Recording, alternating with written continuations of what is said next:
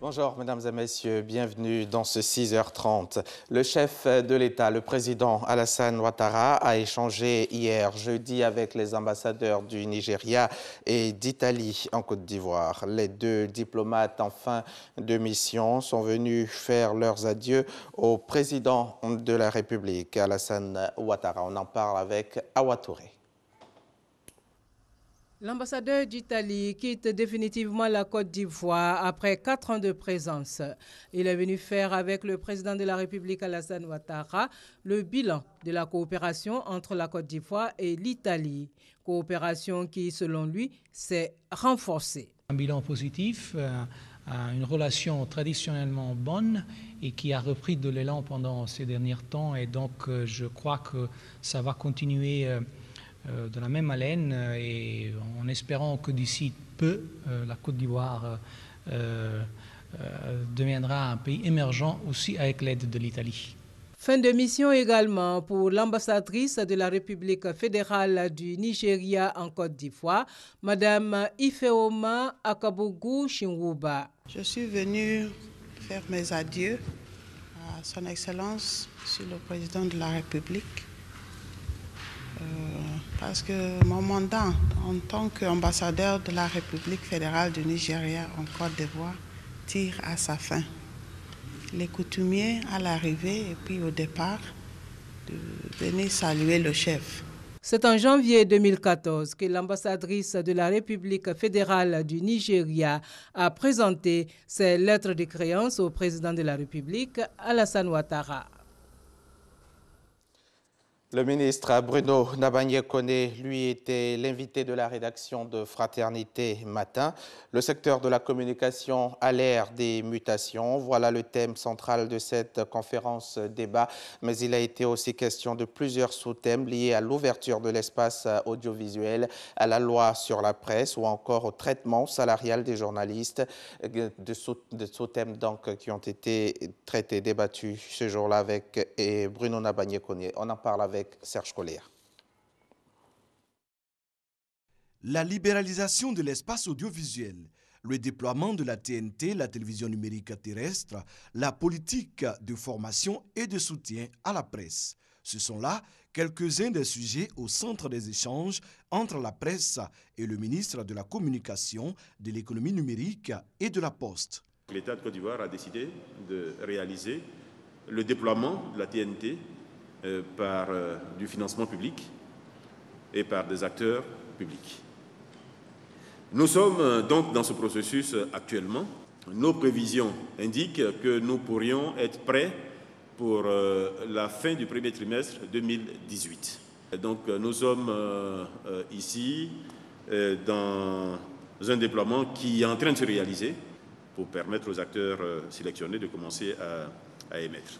Pour l'invité de la rédaction de Fratmat, plusieurs tares minent le secteur de la presse. On peut citer entre autres le manque de professionnalisme, le mauvais traitement salarial infligé aux journalistes et la trop forte politisation des organes de presse. Bruno Nabagné-Koné note également que le secteur de la presse est en pleine mutation. C'est pourquoi les acteurs doivent s'approprier le numérique pour susciter à nouveau l'intérêt des lecteurs. Le projet de nouvelle loi sur la presse qui a fait polémique il y a quelque temps n'a pas été occulté dans les débats.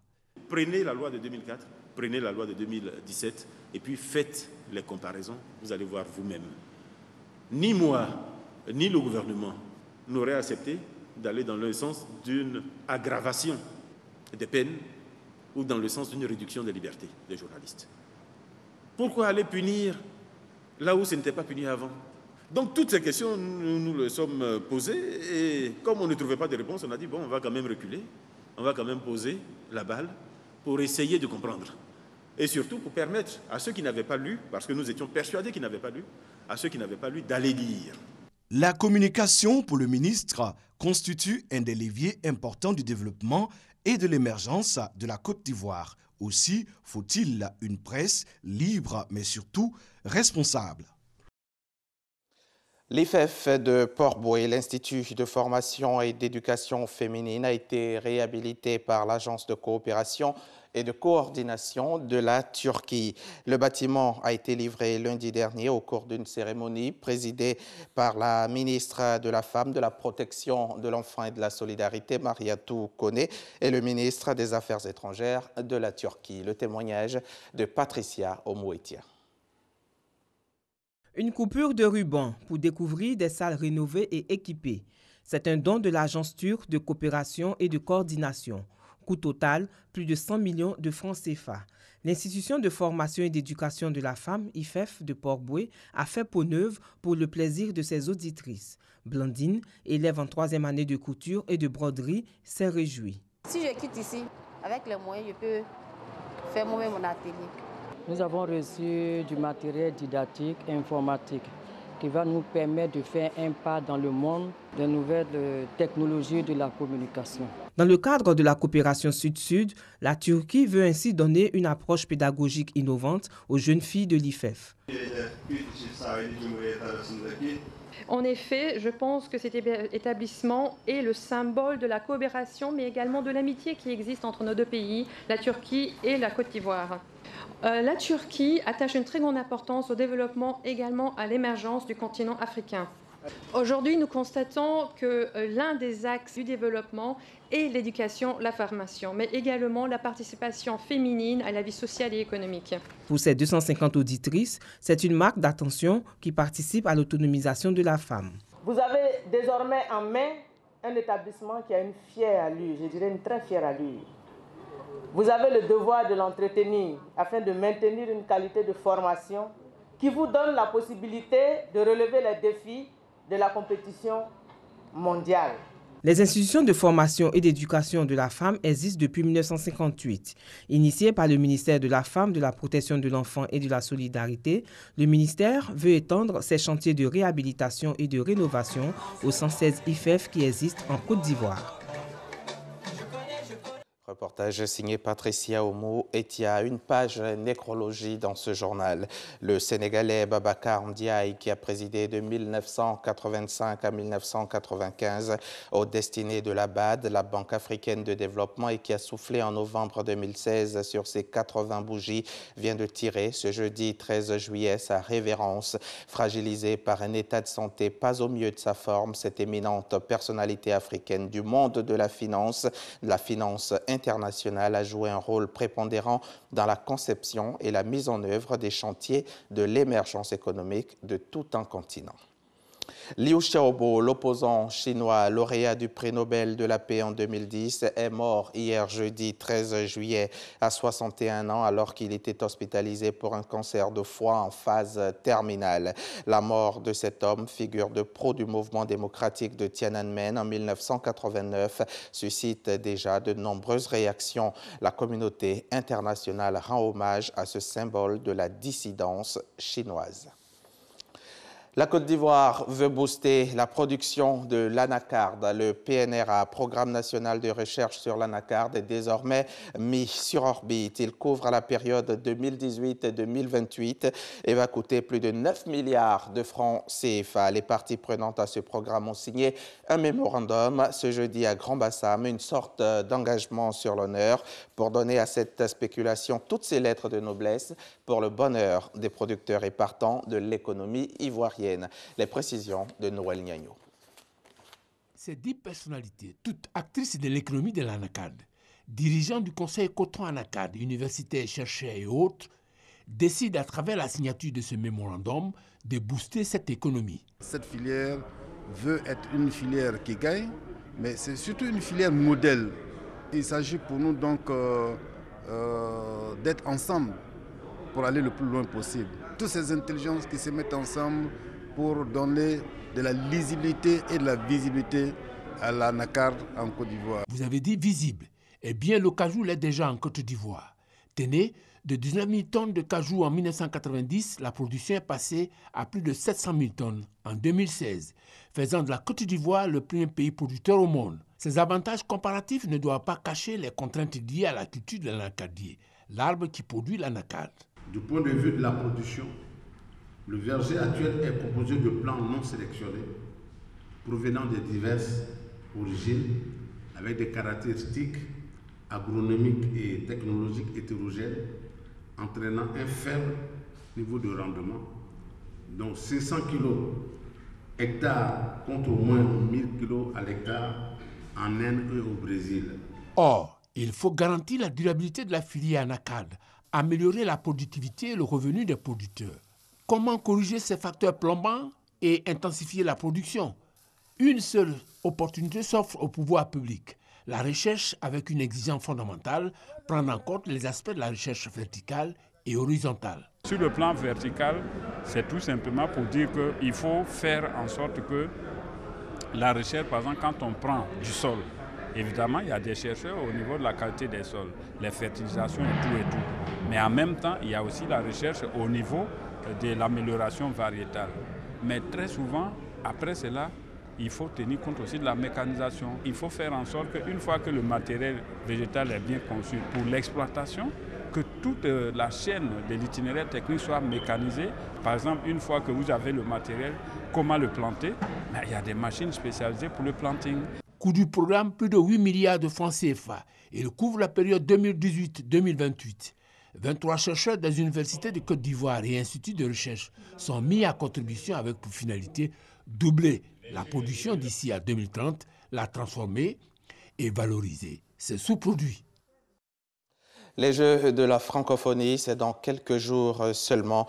La commission accueil et hébergement du comité national de ces Jeux s'organise pour réserver un accueil chaleureux à toutes les délégations étrangères.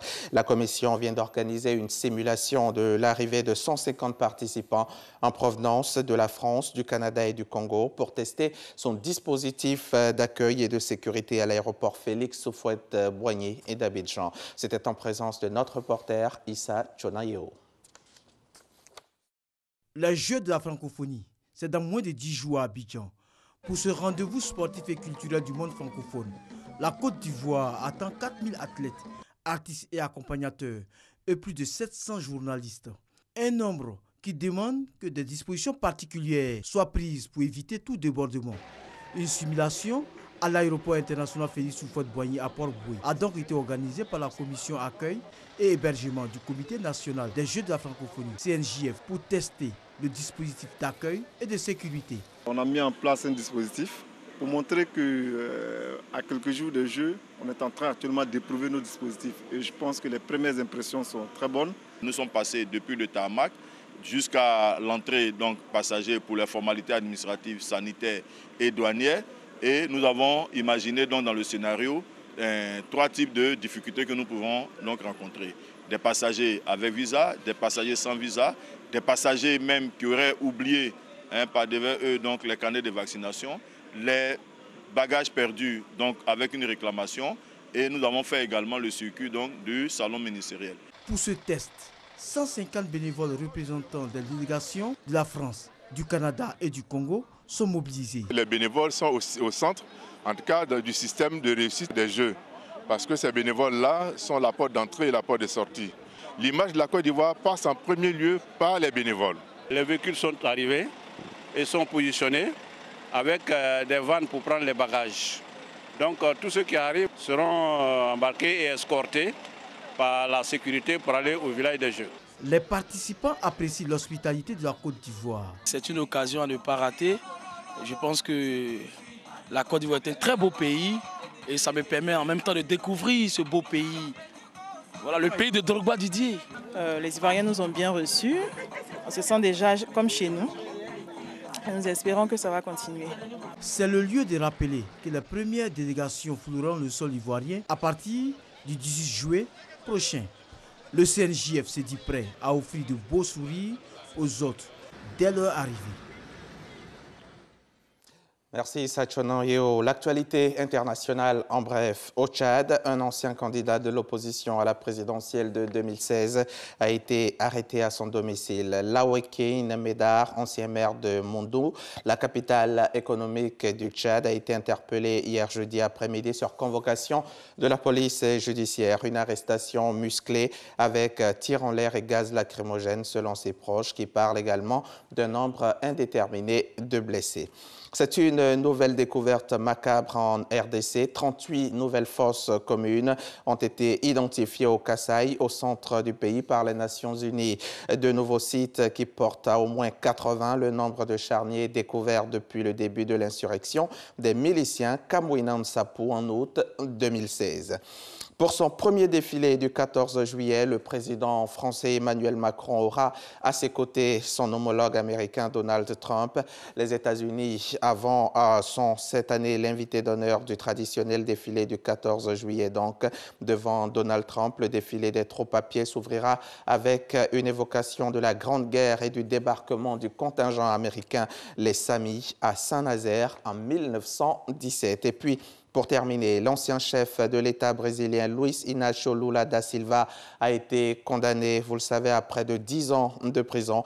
Grand favori de l'élection présidentielle de l'année prochaine, figure de proue de la gauche dans le pays, Lula est soupçonné d'avoir touché l'équivalent d'1 million d'euros de pots de vin, soit 650 millions de francs CFA, de la part d'une entreprise de construction à qui il aurait facilité l'obtention de contrats auprès du géant pétrolier Petrobras.